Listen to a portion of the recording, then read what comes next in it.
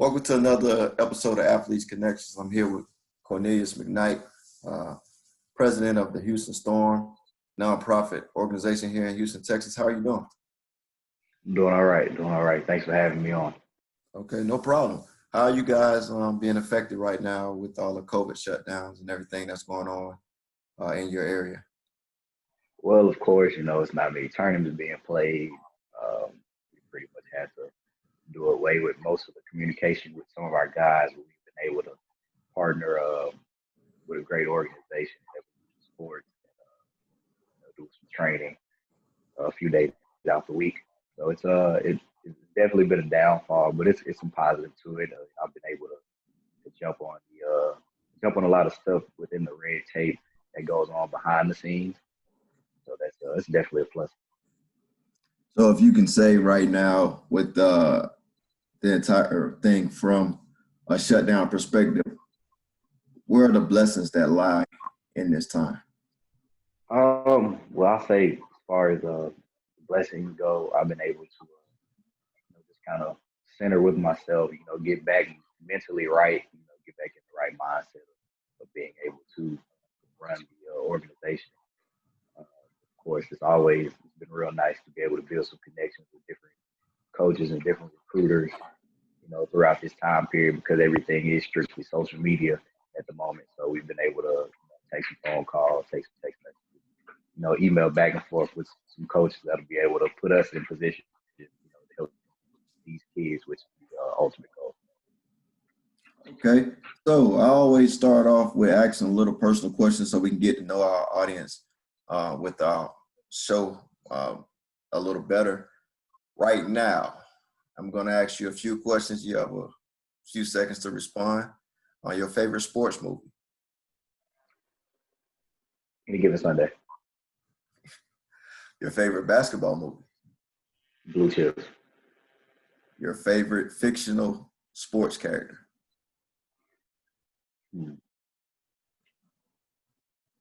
Jackie Moon.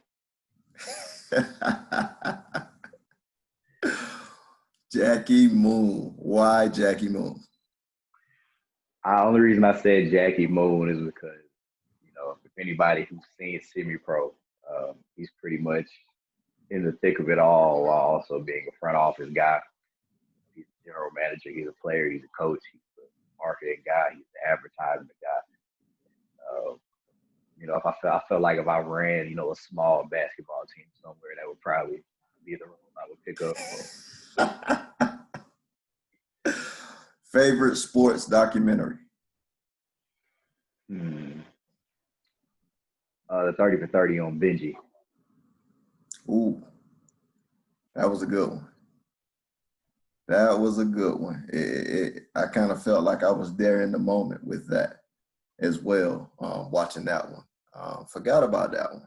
Mine would be the 4-part 30 for 30 on Vic.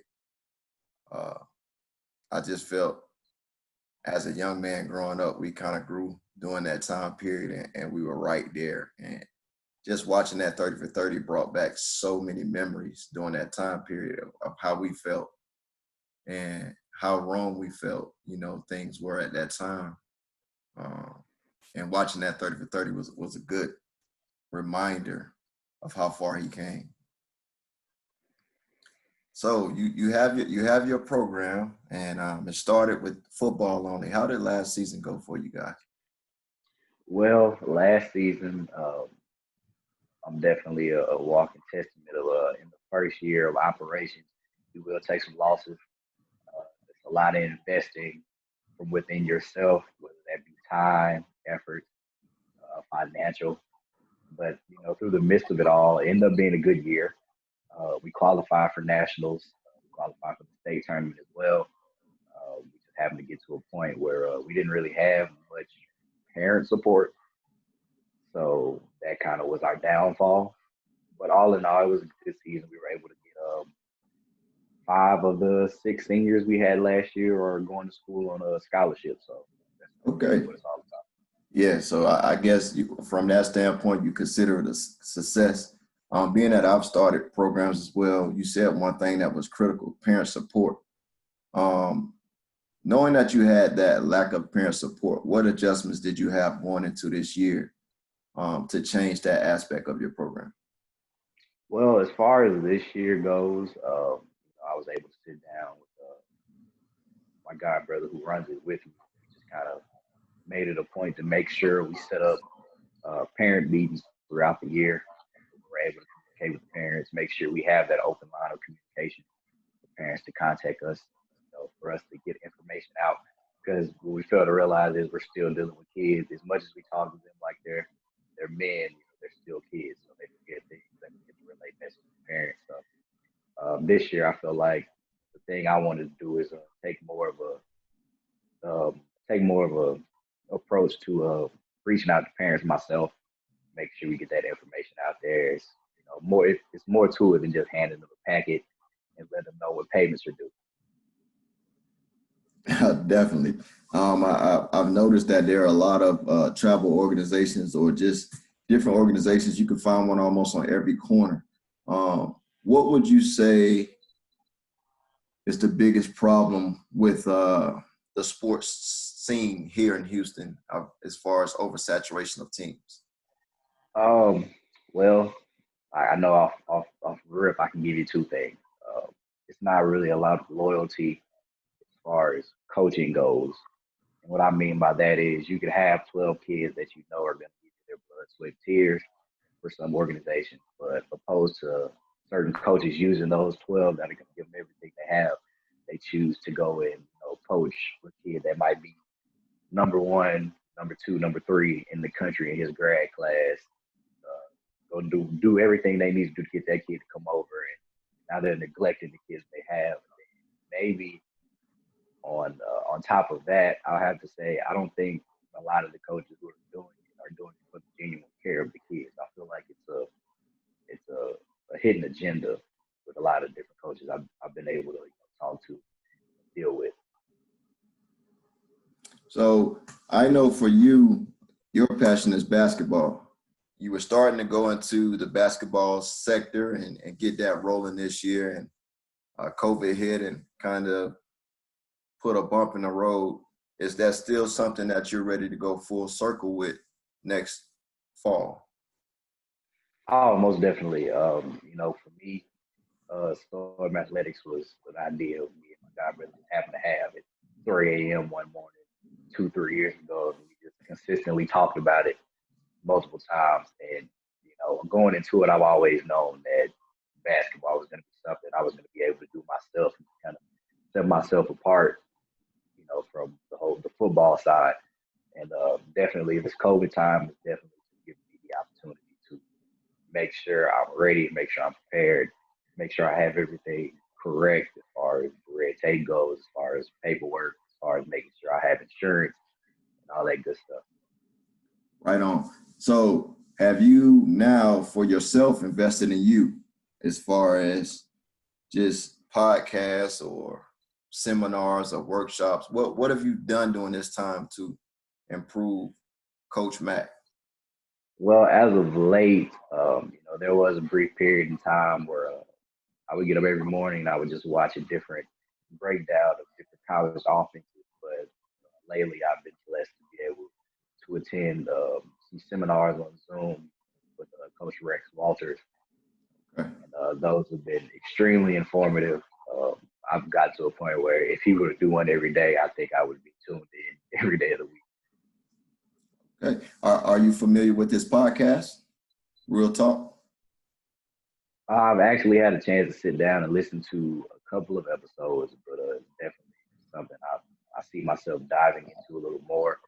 I've been able to listen to a couple of podcasts that have to deal with recruiting and what exactly it takes to make sure certain kids get to certain schools and things of that nature. Well, I think the biggest thing for you is just keep going. The sky's the limit. It's never too late to start something. It's never too early to get into just finding the right avenues to push your agenda. For me, I've always had success just from talking and listening to as many people as possible. And you seem to be headed on the right path. Is there any advice you have for a senior that may be going through this time period who didn't finish off the spring the way they wanted to, or maybe still looking for some interest? Is there any advice you have for those kids? Mostly, first and foremost, um, relationships, networking, being able to get out there and talk and market yourself. And not only that, just stay in the gym, stay on the field, stay in the weight room. Make sure you're ready because when they call, they're not going to wait on you. If you're not ready when it comes, kiss it goodbye. Because especially now, the window that you have as an athlete, it'll close real quick because it's a freakish athlete on every corner these days. So Yes. make sure you're prepared, make sure you're ready, and make sure you're able to market yourself, communicate. If you need something, reach out to a coaching figure you may have, and just build relationships.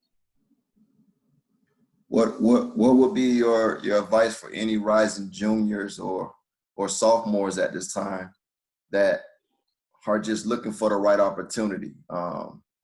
If I was a parent and you were trying to sell your program to me, what would you say? Well, one thing I'm gonna make sure to let you know is that if you and your kid decide to join Storm Athletics, you're not just joining a basketball team or a football team, you're joining a family. From the day you sign your name on that paperwork, and from that moment you let me know that you're trusting me with your child. From that moment on, I'm doing everything in my power to make sure your kid goes as far as they would like to go.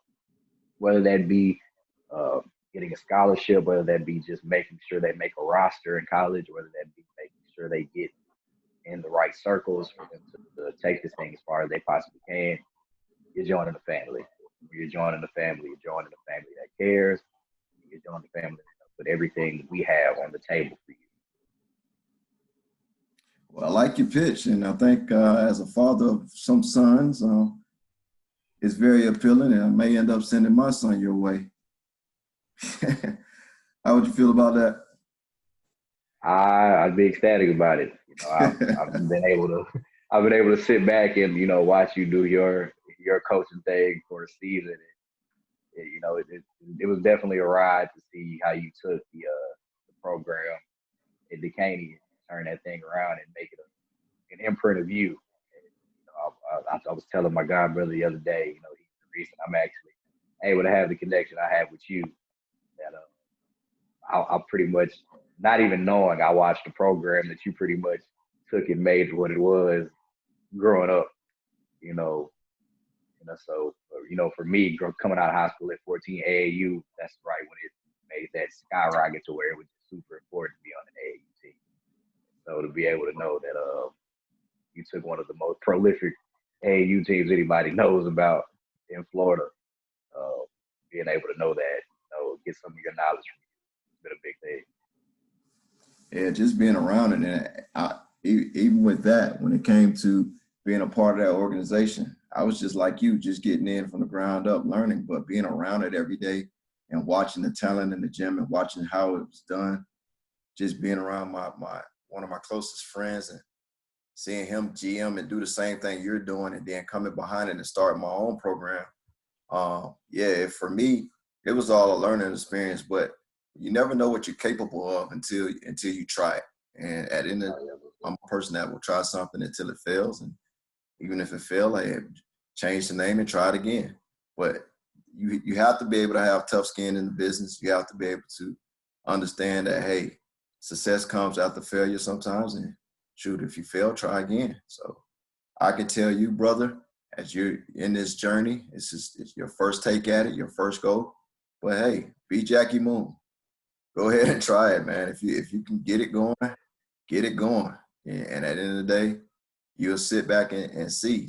Everybody is not going to be successful the first time around, but eventually you'll find the recipe that works. And when you find what works, you stick to it. It's nice talking with you today, man. Oh, it was great being on. Great being on. I look forward to doing this more. All right. Yes, right. Oh no, backward.